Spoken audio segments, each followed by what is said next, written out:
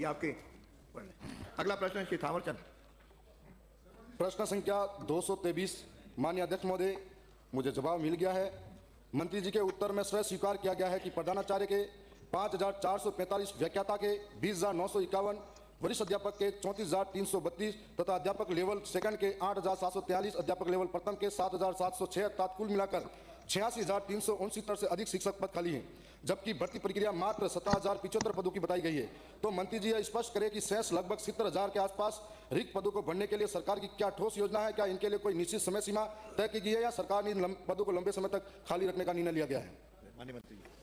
माननीय अध्यक्ष महोदय, माध्यम से माननीय सदस्य को जानकारी देना चाहता हूं कि गत सरकार ने 6,264 प्राथमिक, उच्च प्राथमिक और माध्यमिक विद्यालयों को और उच्च माध्यमिक विद्यालयों को क्रमोन्नत किया, लेकिन एक भी पद सृजित नहीं किया।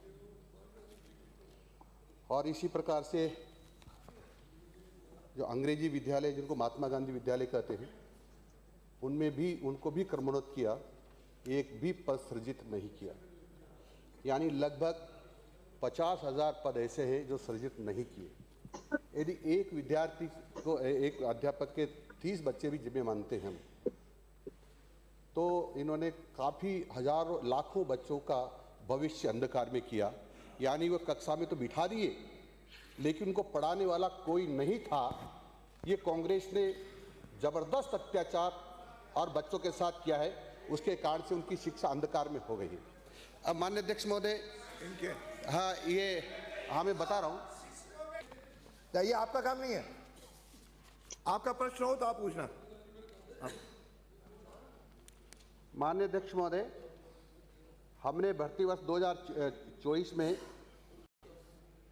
कुल 2202 भर्ती की हमने भर्ती निकाली और उसकी परीक्षा 23/6/25 को हुई है। वर्तमान में सभी विषयों की परीक्षा परिणाम जारी हो गए हैं और शीघ्र ही इनका दस्तावेजों का सत्यापन चल रहा है, ये हमको मिलने वाले हैं। इसी प्रकार से हमने 2025 में 3,225 की भर्ती निकाली और इसकी भी परीक्षा 31/5/26 को हो गई है और ये भी शीघ्र शिक्षक हमको मिलने वाले हैं। इसी प्रकार से और भी ग्रेड के हैं। वरिष्ठ अध्यापक की बात करूं तो 2024 में 2,129 की निकाली, 2025 में 6,500 की निकाली और इसी प्रकार से ये सभी भर्तियां प्रक्रियाधीन हैं। इनकी परीक्षा की दिनांक बताऊं तो मैं वरिष्ठ अध्यापकों की परीक्षा थी 7/9/2025 को और 12/9/2025 को। तो ये लगातार हम भर रहे हैं और अभी तक हम 72,000 पदों को भर पाए हैं, क्योंकि कुछ प्रमोशन से भरे हमने और कुछ सीधी भर्ती से भरे हैं। तो लगातार हम पद भर रहे हैं, लेकिन कांग्रेस ने पदों को नहीं भरा। इसके कारण से हमारे बच्चों की शिक्षा बाधित हुई और कई जो मेरिट में आ सकते थे वो बच्चे मेरिट में आने से रह गए। जो पास का जवाब प्रदेश के नौजवान, यानी उनका जीवन अंधकार में इस कांग्रेस ने कर दिया है। अगला पूरक। पहले प्रश्न का जवाब प्रदेश के नौजवान युवा देख रहे हैं।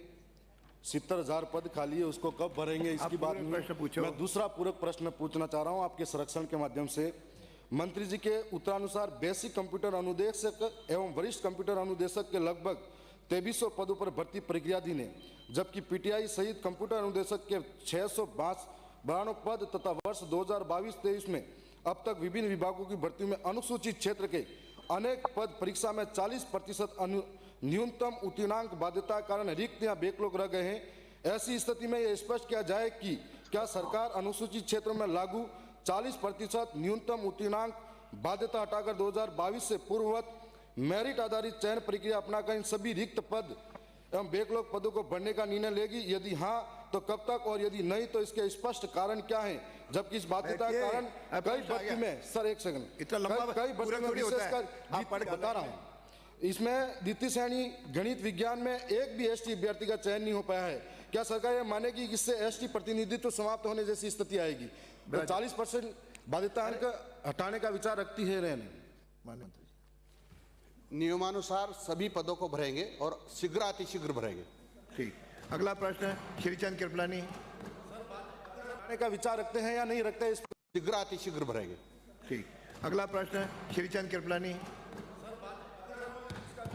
एक सेकंड। आने का विचार रखते हैं या नहीं रखते इसका जवाब नहीं आया सर। आपका संरक्षण संघ अरे प्रश्न का उत्तर आ गया। ये विपक्ष जल्दी जल्दी भरेंगे। कब नहीं है, तक है? बेरोजगारों से जुड़ा हुआ मामला आपके माध्यम से देख लो राजू, कहीं